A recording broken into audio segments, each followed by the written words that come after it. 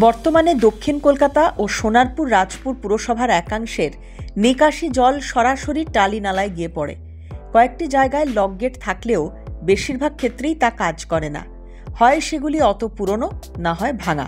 এর বাইরেও বিভিন্ন এলাকা থেকে বহু নর্দমা এসে টালি নালায় পড়েছে, যা আদিগঙ্গাকে দূষিত করছে।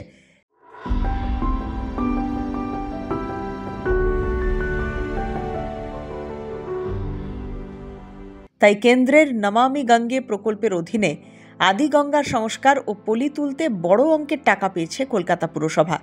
জানা গেছে, নোংরা জল আদিগঙ্গায় যাতে না পড়ে সে কারণে টালিনালামুখী সমস্ত পুরনো পাইপলাইনের পয়েন্ট বন্ধ করে দেওয়া হবে। পরিবর্তে বসবে লক গেট। এই জন্য ৭৪টি লক গেট বানানো হবে। তৈরি হবে ৩টি সুয়ারেজ ট্রিটমেন্ট প্ল্যান্ট। পাতা হবে নতুন পাইপলাইনও।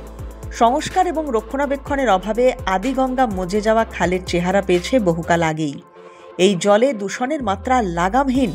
দুপাড়ের বাসিন্দারা যাবতীয় আবর্জনা ফেলে এই জলে, ফলে অস্বাস্থ্যকর হয়ে উঠছে পরিবেশ।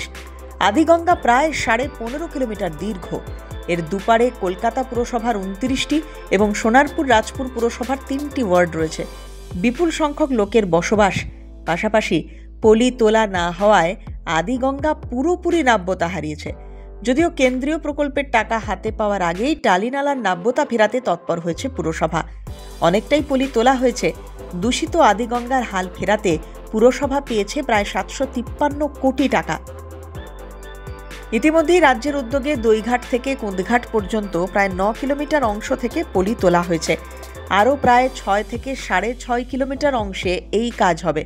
সব মিলিয়ে টালিনালার দুপাড়ে প্রায় ৩১ কিলোমিটার অংশ লোহার জাল দিয়ে ঘেরা হবে। একই সঙ্গে মোট ৮০টি ঘাটও সংস্কার হবে। তৈরি হবে ২৩টি পাম্পিং স্টেশনও।